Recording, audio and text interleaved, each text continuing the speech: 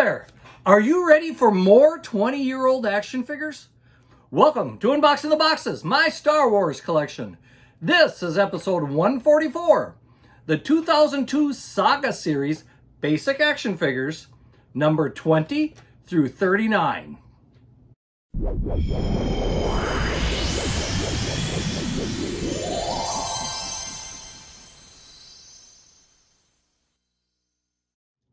It is time to discover the next 20 figures of the 2002 Saga Series.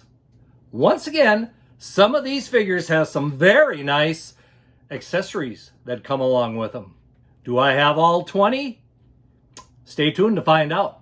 Now, as I get these put over here to get ready for the video, why don't you quickly hit that like button, share it with your friends, of course, hit that subscribe button, and of course, maybe even tap that little notifications bell. All right, let me get these off to the side and we'll get started. Okay, let's find out what the first one is, which would happen to be number 20 of the series. Now, if you remember correctly from the last video, hopefully you watched it, I covered the figures from number 1 through number 19. Now we're going to go through 20 through 39. Who made it to number 20? Well, it would be Saesee Tiin. I think that's how you say it, Saesee Tiin. As you can see, not bad. It comes with this green lightsaber. Has a force effect that you can add to it, as far as his lightsaber go, to deflect the bullets from the Separatists. On the back, it says, a member of the Jedi Council, Saesee Tiin's telepathic mind races ahead to foresee possible outcomes of events, providing a unique perspective to the Council. So not too bad of an action figure. His cape, the way it billows around his legs, isn't going to give you a whole lot of movement there as far as playability goes. But the arms swivel. That might be about it. Very limited articulation on this one. The next one is another Jedi Knight by the name of Nikto. And as you can see, he also comes with a flowing cape. His legs are pretty much locked into place from the looks of it. The knees don't bend at all. His arms, it looks like there's limited movement at the shoulder. And that's probably about it. Once again, he has a lightsaber. The lightsaber hilt looks like it's actually embedded in his hand. So they've got the blade separate. And of course, he's got a force item there too, so he can show that he's deflecting blaster bolts also. The Jedi are the protectors of the Republic, the guardians of justice and freedom. Their order consists of men and women from many different races and species, including the Nikto. A humanoid species with flat faces and multiple nostrils, the Nikto come from the planet Kintan. Though they come from the various corners of the universe, the Jedi are united in their fight against the dark side of the Force. So there we go. Not too bad a figure, actually. But like I say, these two Jedi, for being freewheeling and floating around and swirling their lightsabers, their action figures are very limited with what they can do. The next one we have here is another Jedi. And this happens to be Anakin Skywalker. And as we can see from the bottom here, from the Hangar Duel. Now, if you remember correctly, these figures are from the movie Attack of the Clones. With Anakin, well, basically, he just comes with two lightsabers, green one and a blue one. During the epic battle on Geonosis, Anakin Skywalker duels with the evil Darth Tyrannus within a secret hangar. Anakin demonstrates his tremendous power by wielding both his and Obi-Wan's lightsabers to battle the skilled Sith Lord, who fights in the classic old style of ages past. As far as movement goes, got a little more movement with Anakin here. His arms do swivel at the shoulders. Looks like we do have some swivel at the elbows. The legs look like they might be pretty much locked into place. So not too bad an action figure. Next we have one of the greatest Jedi Masters of all time, and that would be Yoda. And this is just Yoda Jedi Master, so not a particular scene or anything. And probably because we have a twist platform here that also will mysteriously show his levitating powers. The oldest member of the Jedi Council, Yoda is a wise and cautious Jedi Master. When Obi-Wan informs the Council of the Separatist plans, Yoda assembles the clone army to subdue the rebellion. Yoda's unassuming size masks his enormous powers. So pretty good figure there. He does swivel at the hip here. Looks like his arms probably turn at the shoulder. And that's pretty much what we've got for articulation with Master Yoda. Next, we have one of your favorite characters of all time. And yes, I'm talking to you. And that would be Jar Jar Binks. And as we can see with Jar Jar, this is the Gungan Senator Jar Jar, not the tomfoolery one from the very first episode. No, this is the more intelligent, the wiser, the Senator Jar Jar Binks. And as we can see, he comes with the staff, and it looks like he's also got some deflection there for force energy. I guess that's an electro pole that he's got there. Now a Senate representative from Naboo, Jar Jar wears the elaborate Gungan outfit deemed proper for the ceremonial grandeur of the Senate. In a twist of fate, Jar Jar is manipulated to propose the motion that gives Chancellor Palatine the powers of an empire. So yeah, I do like the theory out there that he's actually a Dark Lord of the Sith, and that Palatine is maybe his apprentice. Who knows? Only George Lucas, and of course there's nothing in the movies to suggest that. But it's an interesting theory. So there's the first 5 from 20 through 24. Let me get these out of the way, and we'll show some more. All right, let's see what the next one is. And that would happen to be Taun We, one of the leaders from Kamino. Not a whole lot here other than a little clone chamber for baby clones. Unfortunately, they didn't include a baby clone to have a little fun with, as far as playability goes. Of course, she's got very thin arms and legs, so it doesn't look like the legs move, and the arms probably just move at the shoulder from the looks of it. Taun We is aide to Lama Su, the Prime Minister of Kamino. Willowy and refined, Taun We is a Sith-like creature with large eyes and a gentle voice. She greets Obi-Wan when he arrives at the cloning facilities of Tapoka City, and she later introduces him to the mysterious clone host, Jango Fett. Nice little figure there as far as Kimonian goes. Next, we have Luminara Unduli, another Jedi. Look at the way her robes flow. There's not going to be a whole lot of leg movement ability here with that particular robe because it is plastic.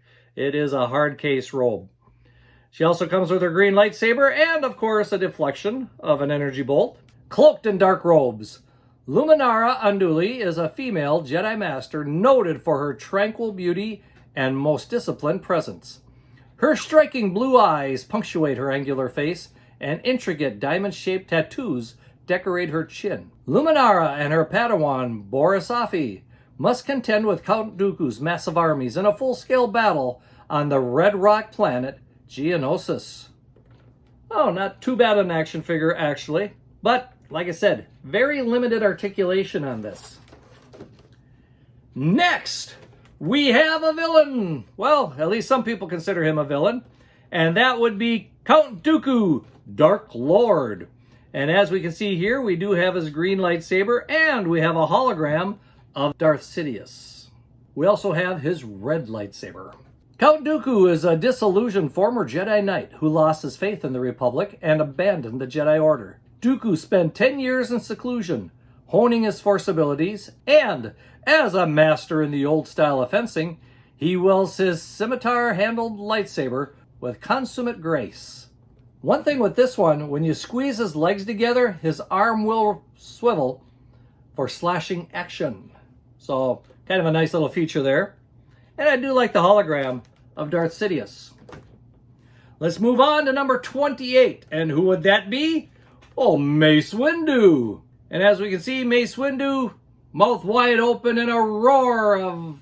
He's letting loose when he cuts loose with his lightsaber. On his back, there is a button that you can push that swivels his arm. Comes with his purple blade, of course. Calm and controlled, Mace Windu is a noble Jedi Knight and member of the Jedi High Council. Mace observes the widening divergence in the Republic with great fear and he worries that there aren't enough Jedi to protect the galaxy during these critical times. Adding to the strife, a former Jedi and friend has resurfaced as leader of the very separatist movement that threatens the Republic. So, not bad. Like I said, pretty wimpy as far as accessories, but we got the slashing action, so I guess that takes care of the accessories. Next, we have something from The Empire Strikes Back. Yeah, with number 29, we are leaving Attack of the Clones, and we are moving toward The Empire Strikes Back. In particular, another Jedi, which happens to be Luke Skywalker. And as we can see with Luke, there are a lot of accessories here. This particular Luke is from the Bespin duel after he gets his hand cut off. In fact, he does have a removable hand. He does have a pistol. We have his blue lightsaber. And a couple other accessories, including the little thing that hung down from Cloud City that Luke kind of hung from for a moment before he got rescued by the Millennium Falcon. As Luke battles Darth Vader in Cloud City, he rebuffs Vader's attempts to make him submit to the dark side. Wounded by Vader, Luke heroically chooses to plummet to his almost certain death rather than yield to the dark side. Managing to grab hold of a weather vane, he struggles to hang on until his rebel friends can rescue him. So like I said, some of these figures do have some very nice accessories, and this one happens to be one of them. Between him and Yoda from the previous 5, you get a pretty well packed box here of action figure and accessories. So there's the next 5 from 25 through 29. Let's move these over to the side and we'll get the next ones out. Okay, so who's number 30? Well, that would happen to be Darth Vader. And this is Darth Vader Bespin duel to go right along with Luke Skywalker. And Darth Vader comes with a red lightsaber, of course, red-bladed lightsaber. And he has those little things that were on the side of the bridge that they were battling on that you can probably, yes, it does. You can put them together, he can swing his blade and cut them off. The evil and much-feared military commander, Darth Vader seeks to bring young Luke Skywalker over to the dark side. As the two battle on a precarious outer walkway on Bespin, Vader reveals a shocking secret that shatters Luke's world. Nice action figure and nice accessory to go with it. So that was number 30. Number 31 is Jango Fett. And as we can see with Jango Fett, a couple nice accessories. He does have a couple pistols. He has his jetpack. And we do have the flame that you can insert into his sleeve on one of his arms so that he's shooting his fire. The bounty hunter Jango Fett is a shrewd mercenary, mysteriously linked to the growing Separatist army and the unexplained assassination attempts on Senator Amidala. The battle-scarred suit of armor and muscular frame are physically imposing. Armed with dual pistols and a jetpack and flamethrower, Jango Fett is a mobile arsenal fully equipped for combat. So not bad. It's got some decent accessories with that one. The next one, back to the Jedis and to the Phantom Menace now with this one. We have Qui-Gon Jinn. And Qui-Gon doesn't have a whole lot of accessories, but he does have his green lightsaber blade and a deflection of energy again. His cloak there kind of is restrictive again as far as movement. So it's more or less just a set him down type action figure. As the desperate final battle against the Trade Federation rages on, Qui-Gon Jinn and Obi-Wan Kenobi clash against Darth Maul in the Theed power generator area on Naboo. As they reach the central core, Obi-Wan gets trapped behind a wall of raw energy, and Qui-Gon continues the battle by himself, where it proves to be a day of destiny for all involved. It's actually a fairly decent likeness of Qui-Gon Jinn from the movie. So, there again, another good action figure. Next, we have number 33, an Endor rebel soldier from Return of the Jedi. So if you notice, we're starting to jump all over the various movies that came out to that point. This particular Endor rebel soldier does come with a backpack and a helmet, has a nice long rifle, and there is a little bit of a blaster bolt that has come loose from this little spot up here. So it's just kind of floating around in the thing now. When Han Solo, Leia Organa, and Luke Skywalker land on the forest moon of Endor to destroy the shield generator protecting the Death Star, they are accompanied by a squadron of commandos, loyal and courageous. These soldiers are intrepid fighters for the cause of the rebellion. You can start building up your rebel army a little bit with that one. In fact, let's say you wanted this rebel figure, but you wanted a slightly different version. Aren't you in luck? Because yes, there was a second version of the Rebel Fighter. This one does not have any facial hair. This one does. In fact, he's got different eyes too, and a different hair color and different hairstyle. So they actually did put a whole different head on this one. There again, same type of thing. This time you can see the blaster bolt up in the top there. Between the two of them, makes for kind of a nice start for your Rebel army. So there we go. We've got 30, 31, 32, 33, 33. Let's get to the last of the 30s, shall we? Number 34 happens to be the Massiff. And I think this is interesting. The action figure is the Massiff, but he comes with the Geonosian. Who knew that Geonosians could be the accessory to an action figure? So actually, kind of a nice set of figures there. The Massiff is on a chain, which is attached to the arm of the Geonosian. Massiffs are ferocious creatures with razor-sharp teeth and agile movements. Although small in size, these aggressive beasts are difficult to restrain, even by their handlers. So what do you think of that one? Like I said, it's not often you see a creature with a more intelligent being as the accessory. Next, number 35, we have Orn Free Taa. This Twi'lek figure comes with, I think that's supposed to probably be a camera. Yep, it's a hover cam. And it's got a clear base, so it looks like it's hovering, you could say. Kind of a big figure, but of course he's kind of a big guy. So the hover cam is the only accessory for him. A Rotian Twi'lek, Senator Orn Free Taa has succumbed to the decadent lifestyle on Coruscant. Treating politics as a sport, he uses his position to indulge his extravagant impulses. And I think with the little bit of time he gets in the movie, you can tell he likes to overindulge. Next, number 36, we have Obi-Wan Kenobi. Finally get to Obi-Wan Kenobi here. Obi-Wan comes with a nice little accessory here. He also has a slashing attack motion like some of the other Jedi Knights did. And his little accessory is basically a radar dish. So you can slash the radar dish away from the Jedi Starfighter. And of course, he does fit in a Jedi Starfighter. One nice thing with Obi-Wan is he has a cloth cloak. So at least his cloak is not getting in the way of movement. And that's probably why you can seat him in the Starfighter vehicle. One thing I've noticed with this one too, the bubble is starting to yellow on this one. It's interesting how some of these stayed nice and clear, and other ones are starting to yellow. Obi-Wan Kenobi is sent to Kamino by the Jedi Council to discover who is behind an assassination attempt. Piloting the Jedi Starfighter, Obi-Wan discovers an industrial facility in which a stunning cultivation is underway, one that may decide the fate of the encroaching civil war. So not a bad action figure at all. I like it. How about you?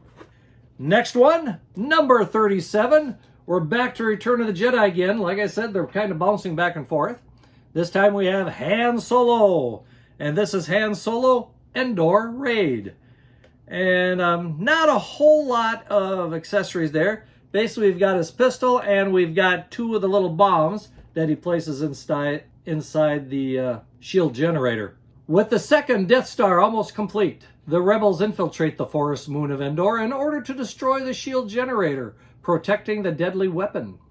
Daring and resourceful as always, Han fights his way to the shield to plant proton grenades. They do a nice job on it, don't they? Move these over just a little bit, because now it's time for number 38. And number 38's a little heavier, and wouldn't you know it, it happens to be Chewbacca. The Chewbacca action figures are always a little heavier.